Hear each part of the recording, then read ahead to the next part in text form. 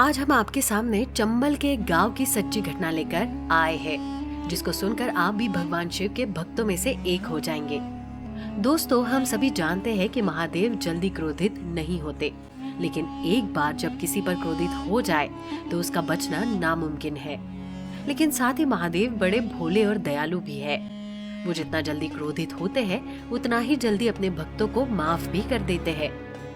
आज हम इस सच्ची घटना के बारे में आपको बताने जा रहे हैं। वो चंबल गांव के रहने वाले विनोद कसाई और उसकी बीवी शीतला की है।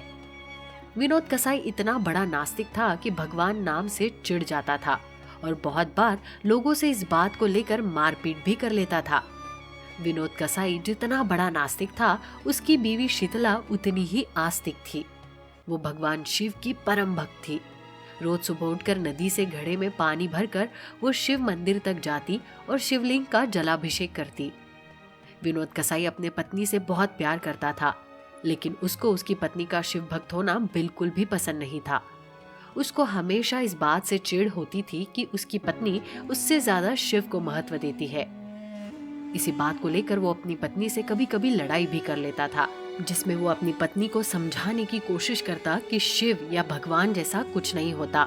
लेकिन उसकी बीवी जानती थी कि वो कितना बड़ा नास्तिक है और वो ये समझती थी, इसीलिए वो कभी भी झगड़े को बढ़ाती नहीं थी, बल्कि शांति से उसके सवालों का बस एक जवाब दे देती थी कि शिव ही सत्य है और सत्य ही शिव है।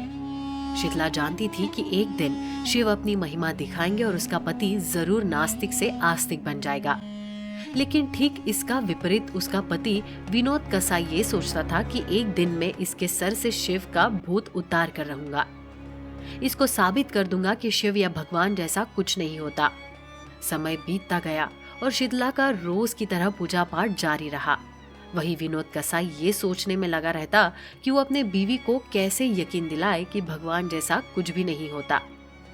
एक दिन जब उसकी बीवी शीतला नित्य प्रतिदिन की तरह सुबह उठकर भगवान शिव के लिए जल भर के मंदिर पहुंची, तो घड़ा लेकर मंदिर की सीढ़ियां चढ़ते समय उसकी बीवी को चक्कर आ गए और उसकी बीवी सीढ़ियों से गिर गई। मंदिर परिसर में मौजूद लोगों ने तुरंत शीतला को उठाया और उसको उसके घर ले गए। सीढ़ियों से गिरने की वजह से उसके कमर में मोच आ गई थी, जिससे उसको बहुत दर्द हो रहा था। विनोद कसाई को जैसे ही पता चला, वो दुकान छोड़कर भागता हुआ घर आया। अपनी बीवी को दर्द में देखकर उसको बहुत गुस्सा आया और उसने इसका जिम्मेदार भगवान शिव को ठहराया। उसका मानना था कि अगर वो मंदिर नहीं जाती तो कुछ नहीं होता। विनोद कसाई इतने गुस्से में हो गया कि उसने शिवलिंग को तोड़ने का फैसला किया, क्योंकि इतने दर्द में भी वो शिव शिव बोल रही थी। यही देख विनोद कसाई ने बिना कुछ सोचे समझे वही पास में रखे हथौड़े को उठाया और चल दिया शिवलिंग को तोड़ने। गांव के कुछ लोगों ने उसको रोकने की कोशिश करी, लेकिन विनोद कसाई से सब डरते थे, इसलिए किसी ने उसको रोकने के लिए आगे नहीं आए। विनोद कसाई हाथों में हथौड़ा लिए शिव मंदिर की तरफ चल पड़ा। हाथों में हथौड़ा लिए शिव मंदिर जब वो पहुंच गया और मंदिर की सीढ़ियां चढ़ने लगा, वो जैसे जैसे वो सीढ़ियां चढ़ने लगा, आसमान में काले बादल छाने लगे। अंत में वो मंदिर के अंदर पहुंच गया और शिवलिंग को घूरने लगा। बाहर लोगों की भीड़ लग गई थी, लेकिन भीड़ में से किसी की हिम्मत नहीं थी जो उसे रोक सके। कुछ देर घूरने के बाद उसने जैसे ही हथौड़ा शिवलिंग को तोड़ने के लिए पीछे किया, एक जोर की बिजली कड़की और बिजली इतनी जोर से कड़की कि विनोद कसाई के हाथ कांप गए और वो पीछे की तरफ गिर गया। लेकिन इतने से भी उसका इरादा नहीं बदला। वो फिर उठा और उसने हथौड़ा उठाया और फिर प्रहार करना चाहा। लेकिन एक अद्भुत घटना अचानक से घटी और विनोद कसाई को हथौड़ा अचानक से इतना भारी लगने लगा कि वो हथौड़ा के साथ नीचे गिर गया। ये देख गांव वाले समझ गए कि ये शिव की महिमा है, और अब तो विनोद कसाई को भी ये समझ में आने लगा कि इस मंदिर में कोई अलौकिक शक्ति है जो इसको शिवलिंग तोड़ने से रोक रही है। तभी अचानक से भीड़ में से एक बूढ़ी औरत निकली और उसने जोर से आवाज में विनोद कसाई से बोला कि मूर्ख, तेरी बीवी पेट से थी, क्या ये बात तुझे पता था? तो इसके उत्तर में विनोद कसाई ने अपना सिर हिलाया नहीं।